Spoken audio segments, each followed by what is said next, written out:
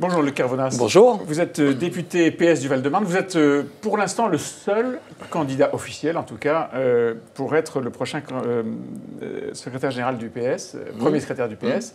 Ça ne va pas durer, hein, cette situation. On n'est ni à La République En Marche, ni au Modem. Il y aura d'autres candidats. Quoique, qui sait?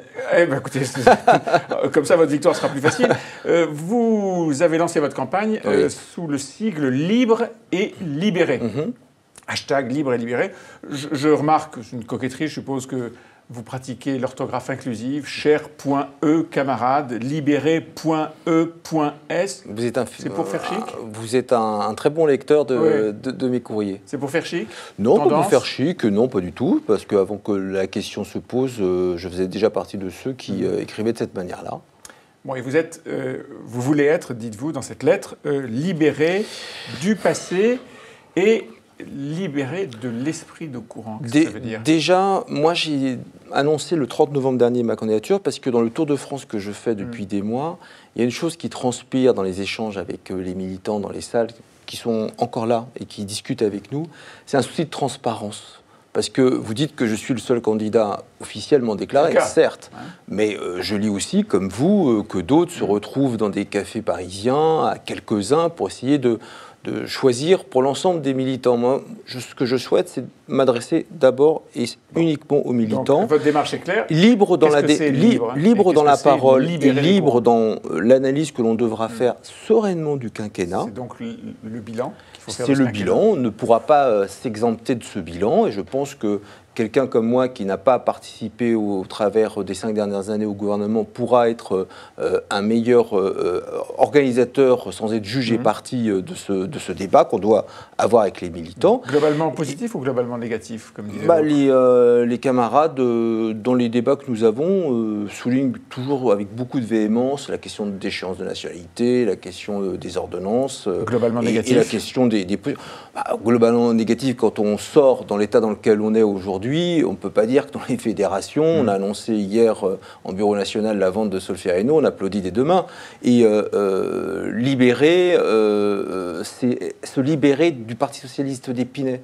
Si on veut demain se projeter dans un nouveau Parti socialiste auquel moi je crois, et je crois au clivage gauche-droite, eh bien il faudra que l'on puisse, sur des sujets qui nous rassemblent, la lutte contre la reproduction des inégalités, la question démocratique, on le sent bien, il va y avoir un débat sur les institutions, on voit bien aussi dans le sujet de la démocratie sociale au travers du Code du travail, et puis les questions comme l'Europe, on va bientôt avoir une échéance importante, on verra bien les différences avec une autre forme de gauche radicale à laquelle on verra bien les différences qui probablement traverseront le Parti socialiste, non? Je ne sais pas. Moi, je crois que vous croyez que vous êtes à peu près tous en ligne sur la question européenne? Sincèrement, je crois que ceux qui sont restés au Parti socialiste peuvent se rassembler parce que ceux qui devaient partir, on s'en est bien rendu compte, sont soit partis chez Emmanuel Macron, soit partis dans le nouveau mouvement de Benoît Hamon Génération. Les militants et les cellules sincères auxquels j'appartiens, eux, ont envie de quoi? De faire ce que François Mitterrand nous disait, de rassembler la famille, d'être pro-européen et d'avancer sur une ligne aussi écologiste. Je pense que les questions environnementales seront prégnantes désormais dans le prochain modèle l'écologie qui a nourri la campagne de Benoît Hamon. Mais qui le résultat, 6,36%. Oui, mais vous vous souvenez, vous êtes un fin connaisseur de notre histoire. Vous vous souvenez de Gaston Defferre qui avait fait 5%. Ah oui, ça, on peut toujours trouver mieux dans la matière. Mais Rousseau disait que l'histoire est cyclique. Il s'est passé quoi à cette époque-là? Le congrès d'Alfortville. 2 ans après, le congrès d'Épinay et ensuite la victoire de François Mitterrand. Et donc, moi, je me bats à ce que les socialistes ramassent le drapeau qui est à terre et le relèvent. Vous dites, et puisque vous invoquez l'histoire pour expliquer à quel moment du cycle de refondation on est, vous dites qu'il faut une nouvelle marque socialiste, ça veut dire que ça ne doit plus s'appeler le Parti socialiste? En tous les cas, il faudra non seulement repenser notre idéologie, la redéfinir sur les critères que j'évoquais, bien sûr, sur le fond, et puis ensuite, sur la forme. Moi, je ne suis pas de ceux qui sont fétichistes, attachés à un bien immobilier, attachés à une marque, face à un président qui fait beaucoup de communication. Il faut aussi savoir utiliser les mêmes armes. Pour autant, ce ne sera pas, à mes yeux, le premier chantier à devoir mener. C'est un symbole très fort. De quoi donc? Si vous changez la marque du Parti socialiste. Mais ça, ce sont les militants qui trancheront sur un projet. Enfin, vous ouvrez le débat. Dans votre lettre, vous ouvrez le débat. Et encore heureux. Si dans un cadre de congrès, on n'ouvre pas les débats, même si je comprends bien qu'on essaye aujourd'hui d'étouffer ce sujet-là, à quelques-uns, encore une fois, dans des cénacles, non, il faut qu'on se dise tout maintenant, avec beaucoup de clairvoyance, parce que cette social-démocratie à la française... Se dire tout après une défaite, c'est souvent des règlements de compte. En tous les cas, je ne ferai pas partie de cela. Ma vie a toujours été construite sur l'unité et sur le dialogue. Et cette social-démocratie à la française dont tout le monde parle, certains même écrivent de jolis textes. Vous pensez à Najat Vallaud-Belkacem? Non. Il y a plusieurs. Non, moi je trace ma route. Parce qu'elle a fait un texte autour de ce sujet de la social-démocratie à la française. Mais vous n'y pensez pas. C'est une contribution. Mais cette social-démocratie à la française, moi qui ai été un ancien maire, c'est surtout et avant tout, au moment où nous parlons, un maillage d'élus locaux et de militants. Donc on peut penser tous les avenirs, tous les rendez-vous, y compris 2022. Mais pour moi, il y a un calendrier politique. Il y a 3 dates dans ce calendrier politique. Mars, réussir le congrès. Mars, le congrès et l'élection d'un nouveau congrès avec une équipe sur des bases claires et saines. Ensuite, le rendez-vous européen. Et enfin, le rendez-vous des municipales. Si nous ne réussissons pas 2019 et 2020. À cocher les cases de ces 3 rendez-vous, on pourra toujours phosphorer sur l'avenir du socialisme. Je crois qu'il n'y en aura plus beaucoup. Le parti, c'est aussi un appareil, un outil qui peut ou pas avoir des locaux. Vous venez de vendre, enfin, le Parti socialiste vient de vendre son siège. Il y a une promesse de vente qui est en train d'être signée. Vous avez dit, j'espère que ceux qui s'en sont occupés ont vraiment fait les meilleurs choix. Oui, parce que moi, je ne sous-entends rien, puisque j'ai été associé à rien dans ce débat-là. On a confié... D'abord, c'est Jean-Christophe Cambadélis qui a souhaité aller très vite sur la vente du siège. Moi, à l'époque, je considérais que cette question devait être organisée et tranchée par la future équipe de direction qui arrivera en mars prochain. Ce n'est pas le choix qui a été emporté. Ensuite, on a confié à Rachid Temal et Jean-François Debat la gestion. Qui est l'actuel coordinateur du PS. Il y a un prix plancher, un prix plafond. On est plus proche du prix plancher. Vous sous-entendez qu'on aurait pu faire mieux?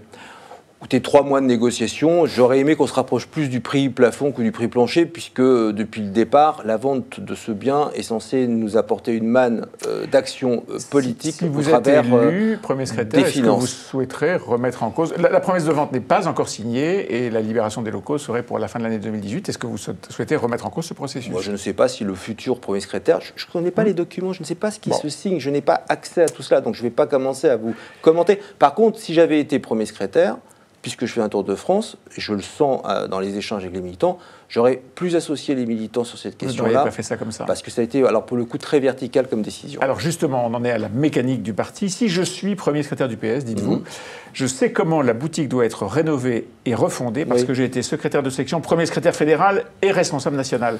Comment? C'est mon lien charnel avec ce parti. Comment déjà en vous disant qu'il faut le décentraliser et surtout regarder parfois ce qui se passe bien chez ceux qui ont gagné certaines élections. Je pense au nouveau mode de faire de la République en marche.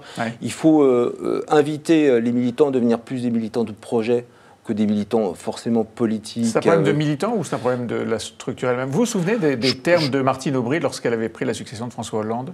Qu'il fallait tout rénover. Que le parti était dans un état catastrophique et que même, elle avait employé un mot plus trivial que ça, que même les toilettes étaient hors d'état. Mais je crois qu'on a une approche... Vous voyez, il y a par exemple des sections qui peuvent acheter, qui a autrefois acheté un local pour militer, mais n'arrivaient pas à avoir de site internet. Vous voyez, il y a des pratiques à moderniser. Est-ce que le parti lui-même, est-ce que l'horlogerie du PS, son organisation, sa structure, est-ce que tout ça est à refaire? Oui, il faut décentraliser. Il faut donner plus de pouvoir aux fédérations. Moi, demain, si je suis premier secrétaire, je donnerai une partie des finances qui sortent de la vente de Solferino à nos fédérations. Parce que donc revenir sur le terrain. Revenir sur le terrain, décentraliser les décisions et permettre à des militants d'être à la fois, s'ils le souhaitent, simples sympathisants, militants de projet, militants politiques, militants qui parrainent et qui ramènent... Et tout ça, libre et libéré du débat que nous aurons. .s. Merci, Luc Carvounas. Avec plaisir.